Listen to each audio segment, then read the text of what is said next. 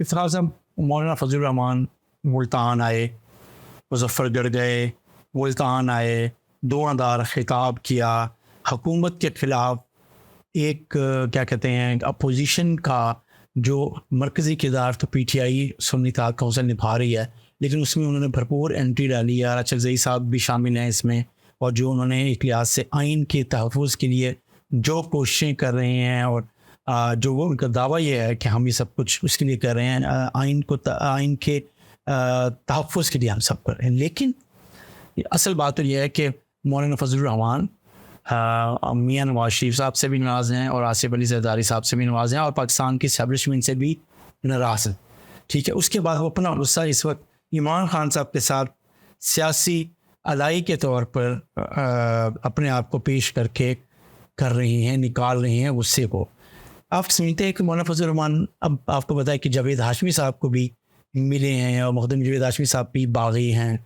कभी वो नवाज शरीफ साहब से बगावत करते हैं, कभी इमरान खान साहब से बगावत करते हैं, कभी सिस्टम से बगावत करते हैं।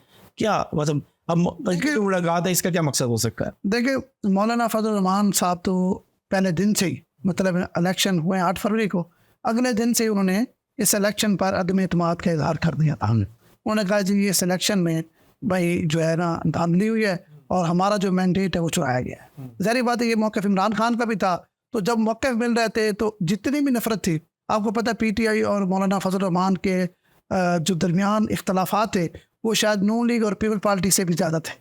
इमरान खान साहब जिस तरह मौलाना फजल रहमान साहब को तनकीद का निशाना बनाते रहे हैं, इस तरह वो आसिफ अली ज़रदारी या नवाज शरीफ या शहबाज शरीफ को नहीं बनाते रहे। ऐसे ही है। अच्छा, लेकिन अब क्योंकि सियासत एक बेरहम चीज़ है, आप समझते हैं, अब क्योंकि दोनों का मौक़िफ़ ये है कि उनका मैंडेट चुराया गया है। हालांकि KPK में जो मैंडेट मिला है वो मिला ही PTI को है, वहाँ से नून लीग या पीपल पार्टी जीती रही है, और मौलाना साहब का जो था होम ग्राउंड, या जहाँ उनकी समझने की पॉपुलैरिटी थी, या जहाँ आप समझते कि वो ज़्यादा सीटें ले सकते थे, वो KPK है। तो अब मौलाना साहब को अब आपको समझ आ गई होगी कि जो मैंने पहला जुमला बोला कि मौलाना साहब असल में तो मैंडेट का इशू नहीं है, वो नाराज़ है।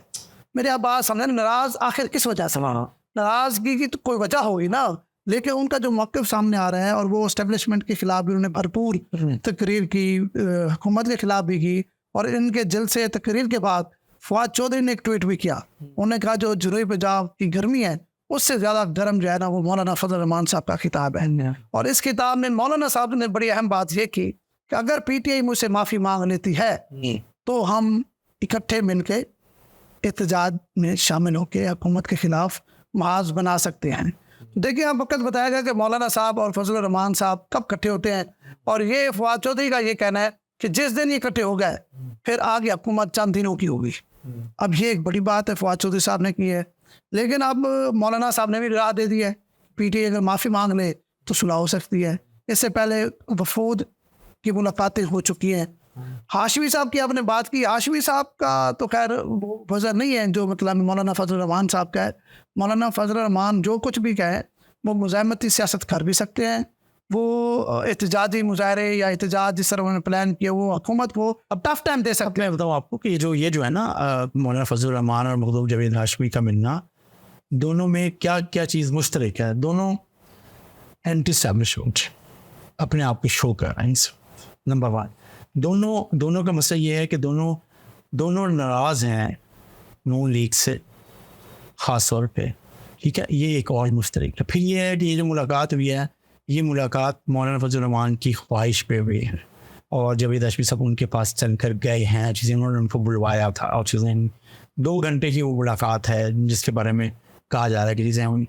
तो जावेद हाशमी साहब यहाँ मुल्तान में या साउथ में एक ज़ाहिर है इनको एक आवाज़ होगी जो PTI के अलावा सुन्नी इत्तेहाद कौंसिल के अलावा जो बात कर रहे होंगे मौलाना फजल रहमान साहब की और अरशद साहब की पिच पे जाकर कि इस्टेब्लिशमेंट जमहूरियत आइन के लिए उनका क्या किरदार है, क्या किरदार होना चाहिए, कौम को कैसे मोबिलाइज़ करना चाहिए, और जो कुछ गैर आइनी हो रहा है और वो उसके ऊपर कैसे मुज़ाहमत करनी चाहिए। बहरहाल मौलाना फजल रहमान साहब की एक बात तो है, लेकिन बाकी बातें तो मुश्तरक हैं जो आप बता रहे होंगे हाशमी साहब से, लेकिन उनके पास स्टेट पावर है, उनके पास पब्लिक है, उनके पास बहुत सारा क्राउड है। जवेद हाशमी साहब के पास अंदाज़े खिताबत है कुछ भी मुतासिर करने का। आप ना माने हाशमी साहब अब हाशमी साहब का जो आता है, हाशमी साहब ने अपनी इनिंग्स खेल ली है, नो डाउट। हाशमी साहब जबरदस्त स्पीकर थे, बहुत अच्छे थे। अब तो हाशमी देखिए, हाशमी साहब ने जिस तरह कल्लाबाजियां खाई है ना, पीटीआई में गए थे तो पीटीआई में खड़े रहते। देखिए अगर पीटीआई में ऊपर आवाज उतरे, उसका सियासी फायदा नॉलेज में आ गए, उनका सियासी फायदा उनको हुआ है या नहीं हुआ, नुकसान उठाया है ये उनको पता होगा। जो आप कह रहे हैं, लेकिन भाई उनके पास और सर पॉलिटिशियन जरूर है, लेकिन उनके पास ना तो पब्लिक पावर है। एक तो हो ना भाई उनके पास पावर हो, लोग निकाल सकते हैं। 1000 बंदा अभी जवेद हाशमी साहब नहीं निकाल सकते। हाँ, मौलाना साहब लाखों लोग निकाल सकते हैं। मौलाना साहब इस मुल्क में मुज़ाहमती सियासत करने में नंबर 1 है। वो मैं समझता हूँ पीटीआई से भी ज्यादा मुज़ाहमती सियासत कर सकते हैं। ठीक है, मेरा ख्याल है मुज़ाहमती सियासत मुश्किल सा सख्त सा लफ्ज़ है। हम कैसे सुनते कि अपोजिशन की सियासत, अपोजिशन मुज़ाहमती हो गई ना। मतलब हुकूमत के खिलाफ अगर आपको कोई लॉन्ग मार्च कर रहा है तो ये मुज़ाहमती हो गई ना। आपको पता है क्या, देखिए अगर आप कोई लॉन्ग मार्च इस्लामाबाद ले जाते हैं तो आपको मुज़ाहमत का सामना तो करना पड़ेगा ना।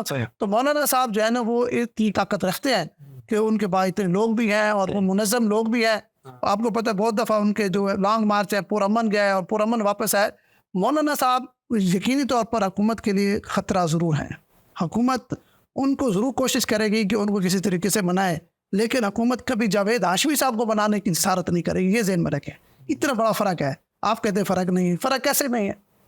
मौलाना साहब को बनाने के लिए तमाम ताकतें कोशिश करेंगी, ये ज़हन में रखना। इमरान खान की अपनी सियासत को जब उन्होंने मनवाना होगा मनवा ले, तो बस ये बात है ना। तो हाशमी साहब को बनाने के लिए किसी ने कोशिश भी नहीं करना।